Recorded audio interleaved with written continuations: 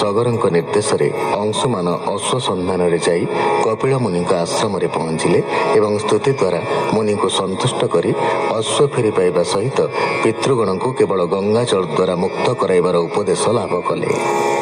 ଅଶ୍ୱମାଂସରେ ଯଜ୍ଞ ଶେଷ କରି ସଗର ଅଂଶୁମାନଙ୍କୁ ରାଜପଦ ଦେଲେ ଏବଂ ନିଜେ ଭଗବତ ପଦ ଲାଭ କଲେ। ଅଂଶୁମାନ ଏବଂ ତାଙ୍କ ପୁତ୍ର ଦିଲୀପ ଅନେକ ତପ କରି ଗଙ୍ଗାଙ୍କୁ ପୃଥିବୀ ପୃଷ୍ଠକୁ ଆଣିବାରେ ଅସମର୍ଥ ହେଲେ। ଶେଷରେ ଅଂଶୁମାନଙ୍କ ପୁତ୍ର ଭଗୀରଥ କଠୋର ତପ ଦ୍ୱାରା ଗଙ୍ଗାଙ୍କୁ ସନ୍ତୁଷ୍ଟ କରିପାରିଲେ। ଆକାଶରୁ ଗଙ୍ଗା କେବଳ ରୁଦ୍ରଙ୍କ ଜରିଆରେ ହିଁ ମର୍ତ୍ତ୍ୟରେ ଅବତରଣ କରିପାରିବେ ଜାଣି ଭଗୀରଥ ତାଙ୍କୁ ସ୍ତୁତି କଲେ।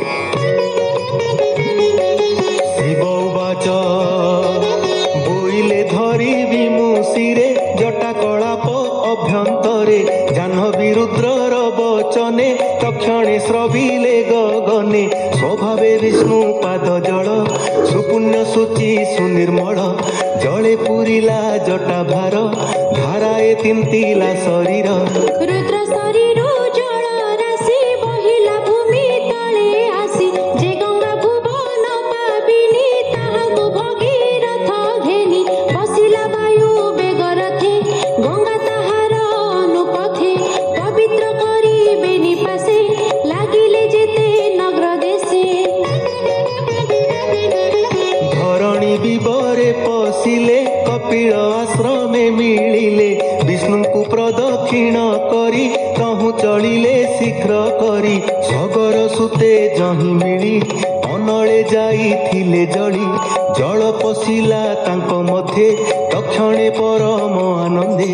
ଜ୍ୟୋତି ସ୍ୱରୂପେ ସ୍ୱର୍ଗେ ଗଲେ ଶୂନ୍ୟ ଦେଖନ୍ତି ଦିଗ ପାଳେ କପିଳ ମୁନି କୋପାନଳ ଦହଇ ଭୁବନ ମଣ୍ଡଳ ଯେ ଜଳ ସ୍ପର୍ଶନ ମାତ୍ରେ ଦୁରିତ ନର ହୋଇ ଗାତ୍ରେ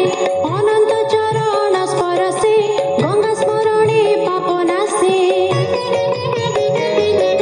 ସେ ଗଙ୍ଗା ଜଳେ ଦେଇ ମନ ଭବୁ ତରିଲେ ମୁନି ଜନ ଏବେ ହୋ ଶୁଣ ପରୀକ୍ଷିତ ସଗର ବଂଶାନୁଚରିତ ବଶିଷ୍ଠ ଗୁରୁ ସାପ ପାଇଁ ବନେ ରାକ୍ଷସ ଦେହ ବହି ସ୍ୱକର୍ମେ ଅପୁତ୍ର ହୋଇଲା ଗୋପେ ବ୍ରାହ୍ମଣୀ ସାପ ଦେଲା ଏ କଥା ସୁଖ ମୁଖୁ ଶୁଣି ବୋଲେ ପରୀକ୍ଷା ନୃପମଣି ମହାତ୍ମା ସୁଦାସ କେମନ୍ତେ ରାକ୍ଷସ ହୋଇଲା ବନସ୍ତେ କିବା ଅନୀତି ଆଚରିଲା ପୁତ୍ର କି ଗୁଣେ ହୋଇଲା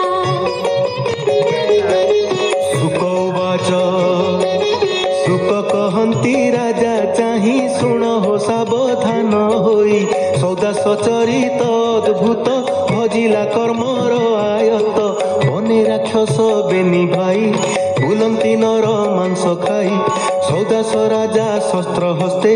ବନେ ପଶିଲା ପଶୁ ଅର୍ଥେ ସେ ବନେ ଥିଲେ ବେନି ଭାଇ ରାକ୍ଷସ ବ୍ୟାଘ୍ର ରୂପ ହୋଇ ସେ ଦୁଇ ରାକ୍ଷସଙ୍କୁ ଦେଖି ବାଣ ମାଇଲା ରାଜା ଲକ୍ଷୀ ବାଣୀ ରାକ୍ଷସ ମରେ ଏକ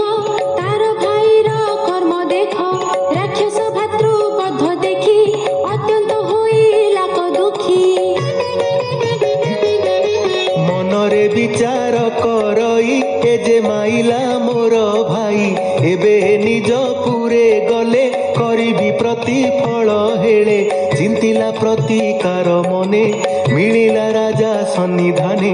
ବୋଲଇ ରାଜା ମୁଖ ଚାହିଁ ତୁଜେ ମାଇଲୁ ମୋର ଭାଇ ତୁ ଏବେ ନିଜ ପୁରେ ଚଳ ମୁହିଁ କରିବି ପ୍ରତିକାର ତଦନ୍ତେ ରାଜା ଗୃହେ ଗଲା ଶୁଣ ହେ ଅଭିମନ୍ୟୁ ବଳା ଏମନ୍ତି ଗଲା ଦିନା କେତେ ବଶିଷ୍ଠ ନୃପତି ଅଗ୍ରତେ ମିଳିଲେ କ୍ଷୁଧାର କଷଣେ ଆମିଷ ଭୋଜନ କାରଣେ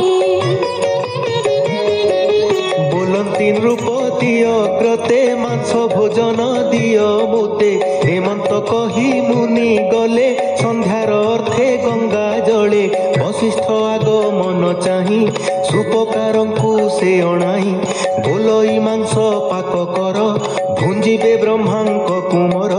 ଶୁଣି ସୁପକାର ସୁଚିତେ ଆମିଷ ରାନ୍ଧିଲେ ତ୍ୱରିତେ ଉତ୍ତମ ପଶୁଙ୍କର ମାଂସ ଯେଣେ ବଶିଷ୍ଠ ମନ ତୋଷ ସେ ମଧ୍ୟ ସୁପକାର ରୂପେ ରାକ୍ଷସ ଭାଇ ଥିଲା ଗୋପେ ସେ ନର ମାଂସ ପାକ କରି ସୁବର୍ଣ୍ଣ ପାତ୍ରେ ତା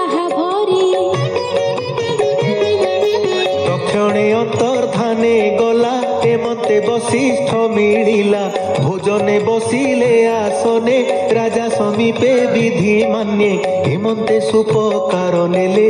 ସୁବର୍ଣ୍ଣ ପାତ୍ରେ ମାଂସ ଦେଲେ ତକ୍ଷଣେ ମନୁଷ୍ୟର ମାଂସ ଘରେ ଘେନିଲେ ଏକ ଗ୍ରାସ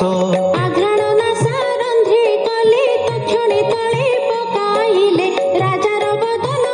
ନାଇ ବୋଲନ୍ତି କୋପ ଘୋର ହୋଇ ମୋତେ ଯେ ଦେଲୁ ନର ମାଂସ ଏ ପାପୀ ହୁଅ ତୁ ରାକ୍ଷସ ଅରଣ୍ୟ ଦ୍ୱାଦଶ ବରଷ ଭକ୍ଷଣ କର ନର ମାଂସ।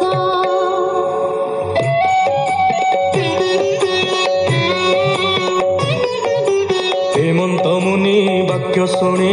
কোপে কম্পিলা নৃপমণি বলে মুনু হে জ্ঞান ভ্রংশ কেমন্তে দেলি নর মাংস ন জানি সাপ দেল গুরু কে ব্রহ্ম সাপ আন করু মু এবে প্রতি সাপ দেবী হেমন্ত বুদ্ধি চিত্তে ভাবি জড় অঞ্জলি করে কলা বশিষ্ঠ অগ্রতি মিলিলা রাজার কোপ দেখি মনে পত্নী মিলিলা সন্নিধানে তাহার মদয়ন্তী নাম সকল গুণে গুণধাম বলন্তি স্বামী মুখ চাহি এ কথা তোতে ন ঘটাই গুরুଙ୍କୁ শিষ্য সাপ দেলে অধর্ম হই বটি ভলে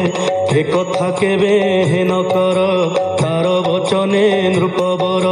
মন্ত্রিত জল কোপ ভরে সিঞ্চিলা আপনা পୟରେ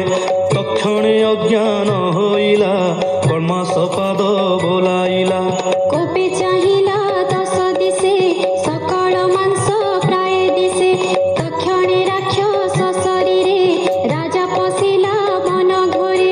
বনে রাক্ষস দেহ বহি ভ্রমই নর মাংস খাই হেমন্তে গলা কেতে দিন শুণ হে পরীক্ষা রাজন বিপ্র দম্পতি এক দিনে আসন্তি গহন কাননে পত্নী যে পিতা গৃহে থিলা হেমন্তে ঋতু পূজিলা সে বিপ্র পুষ্প উৎসব আসে পত্নী আনন্তে গৃহবাসে সে বনে বিধাতার বলে রাক্ষস নিকটে মিলিলে স্বভাবে নির্জন বনস্থ ভুলন্তি হরাইণ পথ সে রাজা ভয়ঙ্কর রূপে মিলিলা তাহাঙ্ক সমীপে গর্জন করি ভয়ঙ্করে বিপ্রকু ধরি বেনি করে ভক্ষণী তুণ্ড বিস্তারয়ে ব্রাহ্মণী বলে তাকু চাহি হে নৃপ ধর্ম ন কর ইক্ষ্বাকু বংশে যশস্কর তু নহু রাক্ষস শরীর প্রত্যক্ষে দময়ন্তী বর মোর স্বামীঙ্কি ছাড় তুহি পুষ্প উৎসব মোর হই স্বামীর সঙ্গে সঙ্গ করি পুত্র সন্ততি গর্ভে ধরি